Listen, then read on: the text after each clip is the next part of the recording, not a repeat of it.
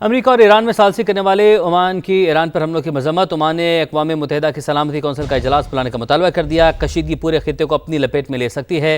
عمانی وزارت خارجہ کی جانب سے یہ کہا گیا ہے۔ امریکہ اور ایران میں ثالثی کرنے والے عمان کی ایرانی حملوں پر مذمت، اور عمان نے اقوام متحدہ کی سلامتی کونسل کا اجلاس بلانے کا مطالبہ کر دیا ہے، اور کشیدگی پورے خطے کو اپنی لپیٹ میں لے سکتی ہے۔ عمانی وزارت خارجہ کی جانب سے یہ کہا گیا ہے۔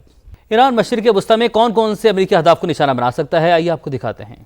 ہوگا امریکہ سب سے زیادہ طاقتور، لیکن یہ سپر پاور مشرق وسطی میں جہاں جہاں بیٹھا ہے سب ایران کے نشانے پر ہے۔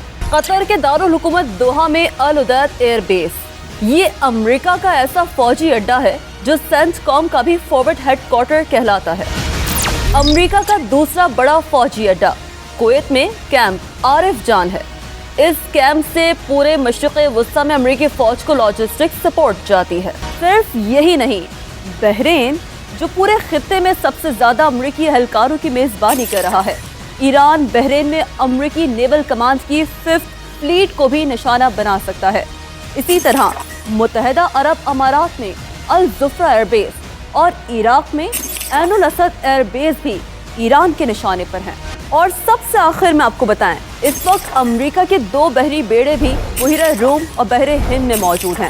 ویسے تو عرب ممالک ایران کو یقین دلا چکے ہیں کہ وہ امریکہ کو اپنی سرزمین استعمال کرنے کی اجازت نہیں دیں گے۔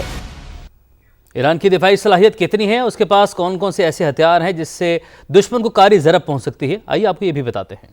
مشرق وسطی کے زمین و آسمان، حتیٰ کہ بڑی حد تک سمندر بھی امریکہ اور اتحادیوں کی گرفت میں۔ صہیونی ریاست کو بچانے کے لیے دنیا کا جدید ترین دفاعی نظام اور امریکی ٹیکنالوجی ہمہ وقت ان رہتی ہے۔ بحیرہ روم میں کھڑا امریکی بحری بیڑا USS تھامس ہنڈر اسرائیلی سمیت امریکی اڈوں کی حفاظت کے لیے موجود ہے۔ یہی نہیں، ایک اور طیارہ بردار بحری بیڑا بھی موجود ہے جہاں سے فضاؤں کی نگرانی کی جا رہی ہے۔ ایران اگر ایک میزائل اسرائیل کی طرف فائر کرتا ہے تو خود اسرائیل کا اپنا میزائل شکن نظام ایرو سسٹم آڑے آ جاتا ہے۔ اگر کوئی میزائل ایرو سسٹم سے بچ نکلے تو دوسرا دفاعی حصار ہوتا ہے ڈیوڈ سلیو، جو 300 کلومیٹر کی حدود میں میزائلز کو تباہ کرنے کے لیے تیار کیا گیا ہے۔ سپر سونک میزائل ان دونوں دفاعی نظاموں کو چکما دے کر بھی اگر اسرائیلی حدود میں پہنچ جائیں تو آئرن ڈوم حرکت میں آتا ہے۔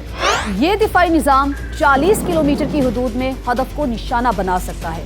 یہ آپ کو اس لیے بتا رہی ہوں کیونکہ امریکی تھاٹ سسٹم اور جنگی طیاروں کی مدد بھی اسرائیل کو حاصل ہے۔ جدید ٹیکنالوجی اور امریکی سرپرستی کے باوجود ایران نے اسرائیلی دفاعی حصار کا خوب توڑ نکالا ہے۔ ایران پہلے ڈرون بھیجتا ہے، دفاعی نظام ایرانی ڈرونز کو انٹرسیپٹ کرنے میں مصروف ہوتے ہیں تو ایران پیچھے سے بیلسٹک میزائل داغ دیتا ہے۔ یہی وجہ ہے کہ اب اسرائیل کے بعد امریکہ ایران کے جوہری پروگرام کو جڑ سے ختم کرنے پر تل چکا ہے۔